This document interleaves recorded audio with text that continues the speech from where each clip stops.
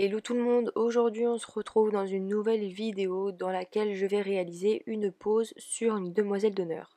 Donc dans un premier temps, je viens désinfecter les mains et ensuite je viens repousser les cuticules avec un repousse cuticule de chez Stalex.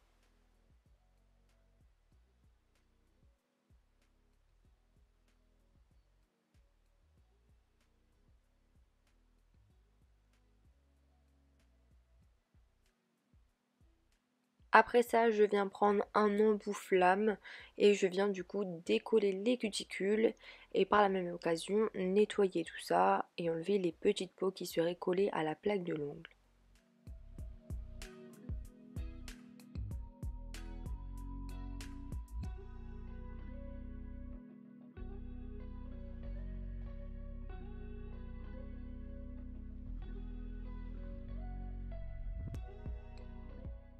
Je viens bien évidemment passer mon embout du côté reverse et du côté forward pour vraiment dégager des deux côtés de l'ongle. Je viens prendre ensuite mon ciseau à cuticule de chez Stalex, le 50 type 1, et je viens couper les cuticules.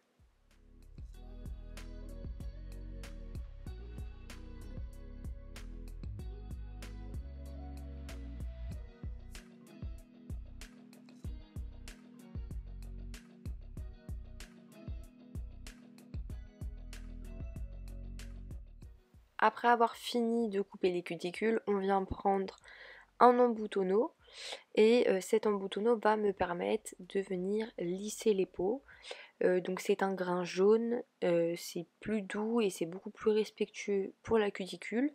Et on vient du coup lisser le tout des deux sens, donc et en côté forward et du côté reverse, pour venir lisser la cuticule et avoir un côté vraiment beaucoup plus parfait que ce qu'on pourrait avoir avec simplement le ciseau.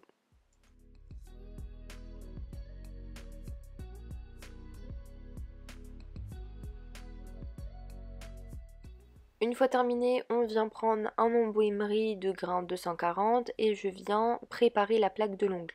Donc on a encore des résidus de gel sur la plaque, mais c'est pas grave hein, puisque là on ne souhaitait pas faire une dépose totale étant donné qu'on va reposer du gel par la suite. Le tout c'est uniquement de venir unifier la plaque pour ne pas avoir de zones en fait qui ne soient pas égales partout. Donc après avoir terminé, on vient passer au limage, donc à la mise en forme de l'ongle. Donc on vient faire les parallèles de l'ongle et on vient essayer de faire une forme carrée.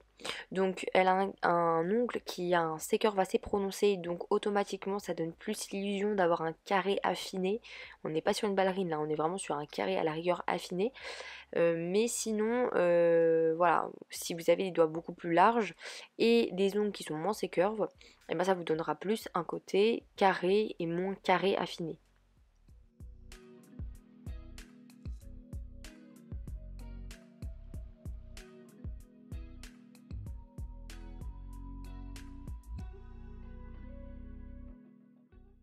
Donc après avoir fait tous les ongles, je viens toujours retourner la main de mon modèle pour vérifier si les ongles sont tous droits. C'est une étape que je ne saute jamais, je la fais systématiquement parce qu'en fait quand vous allez avoir les ongles d'un autre point de vue, vous allez peut-être vous rendre compte qu'il y a des erreurs dans votre mise en forme. Donc ça vous permettra de les corriger. Après ça, je viens dégraisser les ongles et j'ai oublié de filmer cette étape-là, mais je vais passer du Natural Basic Cake qui est un déshydratant et qui permet du coup au produit de mieux adhérer à la plaque de l'ongle. Après ça, je viens donc appliquer ma base.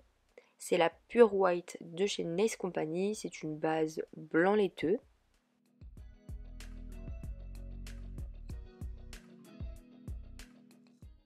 Sans avoir catalysé la base, je viens prendre un pinceau de précision et du coup là j'utilise le 005 de chez Indigo Nails et comme vous pouvez le savoir, les pinceaux de chez Indigo sont mes pinceaux préférés.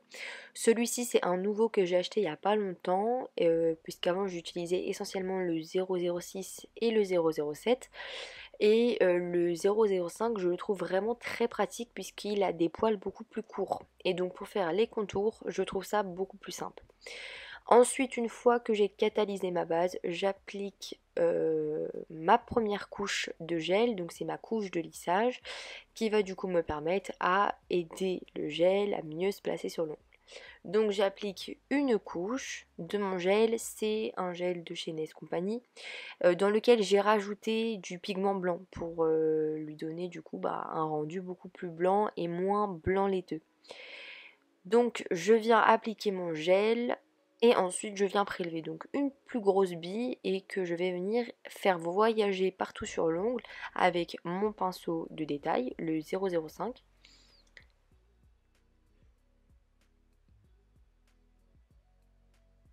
Et donc je vais vraiment aider la matière à se placer sur l'ongle. Donc je vais la faire voyager à gauche, à droite. Je vais l'étirer vers la pointe de l'ongle du coup.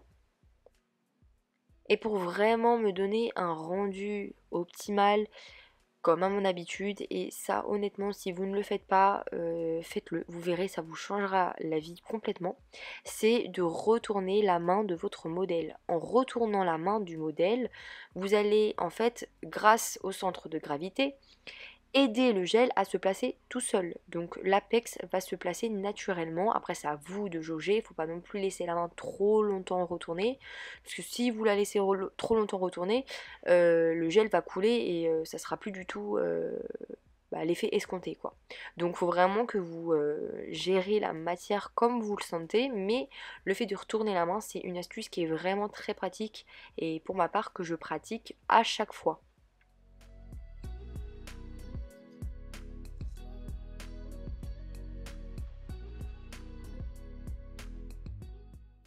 Je viens ensuite répéter l'opération sur chaque doigt et bien évidemment on catalyse entre chaque doigt pour éviter d'avoir des catastrophes.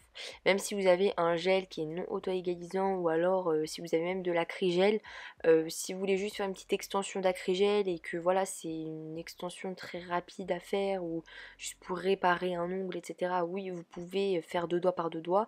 En revanche si vous avez des gels qui coulent, je ne vous conseille pas. Donc voilà, faites attention, faites bien catalyser chaque doigt de votre cliente ou de votre modèle, peu importe.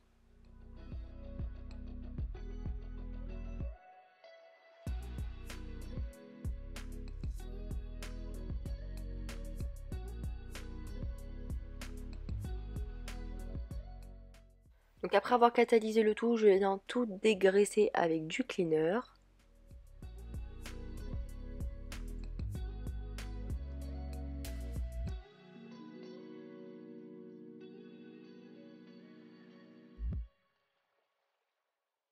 Et ensuite je viens prendre un buffer de chez The Gel Bottle. Bien évidemment tout sera répertorié dans la barre de description. Donc vous pouvez retrouver tous les produits que j'utilise dans la vidéo. Et je viens passer toujours un coup de buffer. Même si j'utilise la technique sans l'image, j'ai besoin, je pense pour me rassurer en même temps, de vérifier si mon apex est parfait, si j'ai pas de boss dans ma construction. Donc moi je passe systématiquement un coup de buffer. Voilà, c'est pour vous rassurer, comme ça moi vous êtes sûr de n'avoir aucun problème et d'avoir une construction parfaite. Après je reprends ma lime et je repasse pour vérifier que ma forme n'a pas bougé au moment où j'ai appliqué le gel.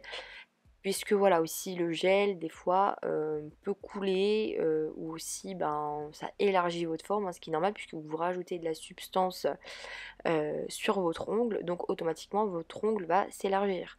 Donc votre forme va être modifiée.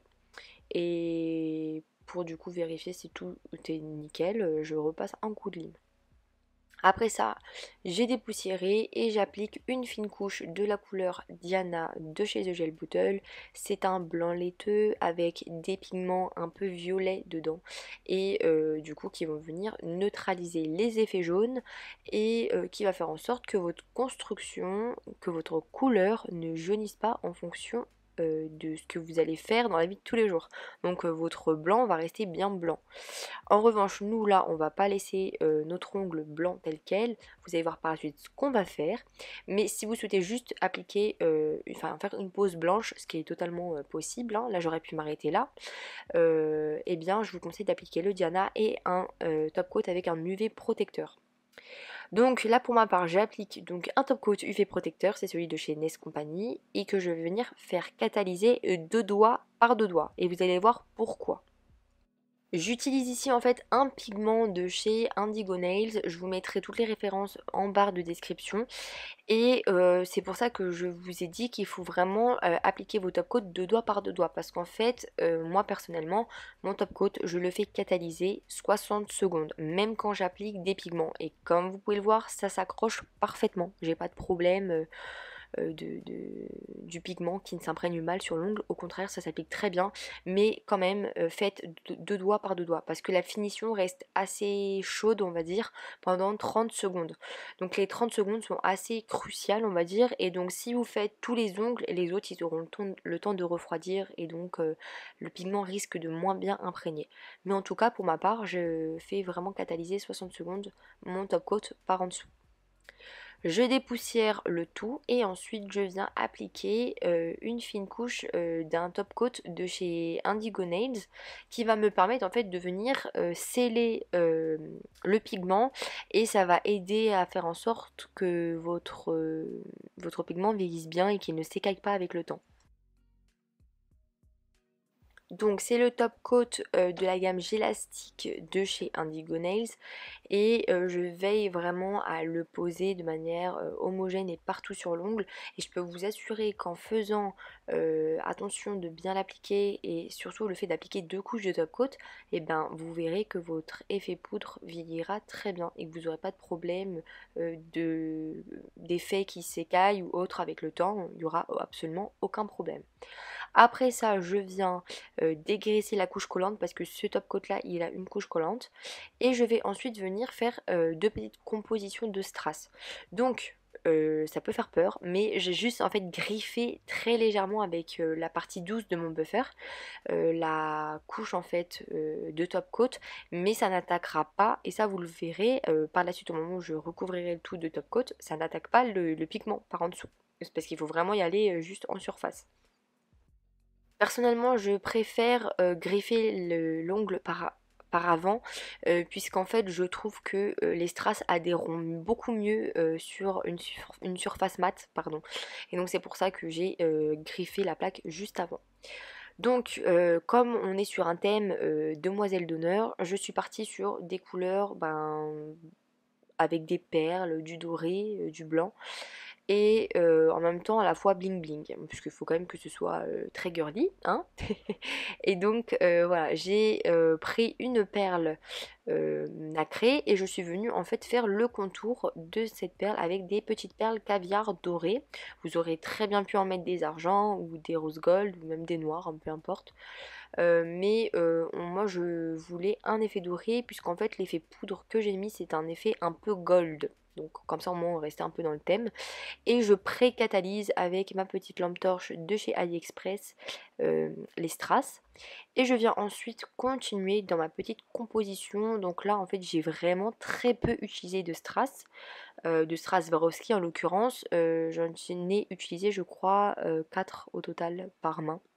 Donc ce qui est très peu. Je me suis essentiellement concentrée sur des perles. Puisque je trouve que les perles font quand même très mariage. Très demoiselle d'honneur, donc c'est pour ça qu'on est parti sur des perles.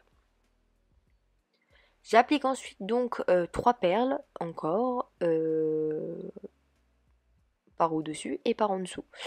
Et je les pré-catalyse. C'est important, même si vous superposez voilà 3 perles en même temps, comme je le fais, pré-catalyser quand même. C'est hyper important puisque ça bouge. C'est tellement fragile en fait que ça bouge. Tant que c'est pas fixé, ça va bouger de partout. Donc je fais la même chose de l'autre côté. Ce qui est très joli dans les compositions de strass, de perles ou autres, c'est la symétrie. Si vous ne faites pas quelque chose de symétrique, malheureusement, ça sera pas forcément très joli. Enfin, moi, je préfère quand c'est symétrique. Après, c'est question de goût et de choix, mais je trouve quand même que c'est quelque chose qui va être beaucoup plus harmonieux si vous faites des ongles symétriques. Donc, en l'occurrence, après ça, je viens reprendre des perles caviar. Les perles caviar, il y en a qui aiment, il y en a qui aiment pas. Moi, j'aime bien. Et je trouve que ça va vraiment donner l'illusion d'avoir un vrai bijou en strass, même en perles, hein, je trouve que vraiment ça donne du détail. Si vous faites une compo sans perles de caviar, imaginons que là par exemple j'avais pas mis de perles de caviar du tout, ben, ça serait fade et puis ça n'aurait pas de sens. Alors que dès que vous mettez des perles caviar, bah, immédiatement ça vient créer le bijou et je trouve que ça donne un effet certi. Voilà, c'est pas tout simplement comme si on avait juste collé des strass, mais je trouve vraiment, bah, comme je vous ai dit, ça donne l'effet certi. Donc, on est vraiment parti sur une compo assez importante, hein. Voilà, je voulais un truc assez bling bling. Et donc, là, les seuls petits strass que j'ai posés, c'est ces deux-là, aux extrémités. Donc, c'est des strass Swarovski. Je sais plus du tout quelle couleur que c'est, mais c'est des strass dorés, quoi. Voilà, vous n'êtes pas obligé d'en prendre des Swarovski. Chez AliExpress, ils en vendent des très très bien, de très bonne qualité. D'ailleurs, j'ai arrêté d'acheter des strass Swarovski parce qu'ils coûtent très cher et que en fin de compte, une peau ça vous dure pas non plus éternellement et qu'en soi, il y a des astuces pour trouver de bons strass de qualité et sans vous faire avoir. Le tout c'est de connaître les astuces. Donc voilà, mais en tout cas vous pouvez trouver de bons strass sur AliExpress et de très bonne qualité. Donc sur le côté, je suis venue poser une autre perle de culture entre guillemets, enfin une fausse perle de culture bien évidemment. Et je suis venue la sertir avec des petites perles caviar, pardon. Je précatalyse toujours, donc là pour l'instant hein, je n'ai même pas mis l'ongle sous la lampe. Depuis tout à l'heure je précatalyse le tout, puis on mettra le tout sous la lampe une fois que j'aurai posé en fait tous les strass et les perles. Donc je positionne bien ma perle, je viens la catalyser, je mets également les petits strass puisque comme je vous ai dit on fait quelque chose de symétrique. Et une fois que j'ai fait cette main, enfin ce doigt en l'occurrence, je catalyse 60 secondes sous l'emplet d'UV. Et c'est hyper important de venir catalyser sous l'emplet d'UV. Parce que même si là vous vous dites bon j'ai pré-catalysé, ça reste très fragile, hein, le gel n'est pas entièrement catalysé. Donc c'est hyper important que vous veniez catalyser le tout sous l'emplet d'UV. Et donc pour l'autre doigt, on est venu du coup faire un truc beaucoup plus simple mais qui en même temps reste un peu dans le côté fantasy, perles et strass. Et je viens, comme vous pouvez le voir, en fait poser tout d'un coup. Donc que ce soit les perles caviar, les strass ou les perles nacrées, je pose tout d'un coup. Et vu que c'est petit, ça va être assez rapide on va dire à tout assembler. Mais si vous avez du mal, faites comme je vous ai montré précédemment, c'est-à-dire un élément par un élément. Mais si vous arrivez à tout faire d'un coup, bah faites le tout comme ça, vous irez beaucoup plus vite. Donc une fois avoir catalysé le tout sous l'emplet des UV, je viens recouvrir l'ensemble de top coat et vous pouvez, donc petite astuce, vous pouvez recouvrir même les perles caviar et même les perles nacrées de top coat. Au contraire, justement, c'est même mieux, j'ai envie de vous dire, puisque ça va vraiment protéger votre bijou dans la durée. La seule chose qu'il ne faut pas faire, c'est venir recouvrir vos strass, que ce soit des strass Swarovski, des strass AliExpress ou peu importe la marque de vos strass, il ne faut pas les recouvrir. Parce que sinon, si vous venez recouvrir de top coat, en fait, ça va venir effacer les arêtes de votre strass et vous allez perdre en fait la brillance, l'éclat et la beauté du strass. Voilà. Mais sinon, vous pouvez recouvrir tout le reste de top coat. Et c'est même mieux pour vous dire, hein. Vous aurez un meilleur rendu, une meilleure tenue sur la durée.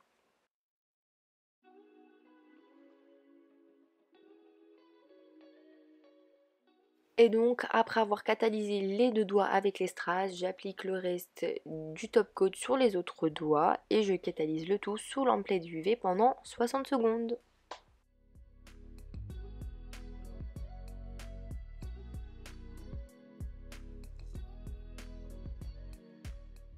J'espère que le résultat vous plaît. En tout cas, si cette vidéo vous a plu, n'oubliez pas de liker, de commenter et de vous abonner. Et sur ce, je vous dis à dimanche prochain pour une toute nouvelle vidéo.